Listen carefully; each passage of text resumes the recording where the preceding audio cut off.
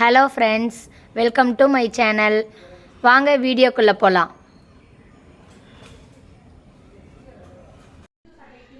White fried rice செய்யலாம். அதுக்கு தேவையான பொருள் என்னென்னு சொல்கிறேன். அரிசி ஊற வச்சு வச்சுருக்கேன். கேரட்டு, பட்டாணி, நீங்கள் உருளைக்கிழங்கு, காலிஃப்ளவர் இருந்தால் போட்டுக்கோங்க. அரைக்கிறதுக்கு வந்து பட்டை, கிராம்பு, இஞ்சி, பூண்டு, வெங்காயம் வணக்கிறதுக்கு தேங்காய், பச்சை மிளகா எல்லாமே இதெல்லாம் அரைச்சி நம்ம எப்படி செய்யலான்னு பார்க்கலாம் வாங்க.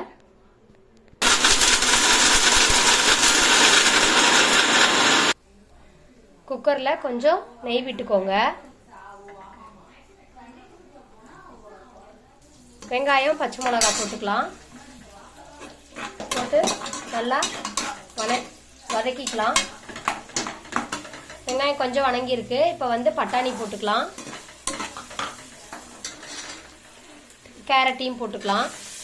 நீங்கள் உங்களுக்கு வேணுங்கிற காய் போட்டுக்கலாம். நாங்கள் வந்து இன்றைக்கி கேரட்டு, பட்டாணி போட்டு தான் ஒயிட் ஃப்ரைட் ரைஸ் பண்ணுறோம். இதை நல்லா வதக்கி விட்டுக்கலாம்.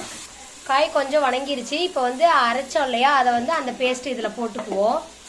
அரைச்ச பேஸ்ட்டு போட்டு நல்லா இதை வதக்கி விடுவோம்.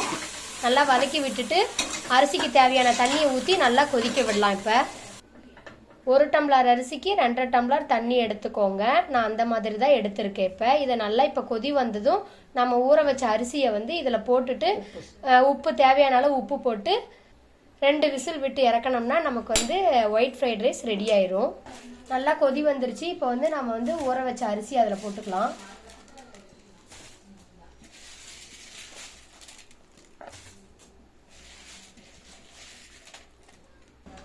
நல்லா கலக்கி விட்டு 2 விசில் விட்டு இறக்கிக்கலாம்.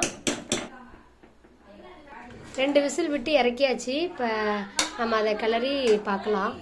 லாஸ்ட்டாக கொத்தமல்லி தழை போட்டு இறக்கிக்கிட்டா ஒயிட் ஃப்ரைட் ரைஸ் ரெடி.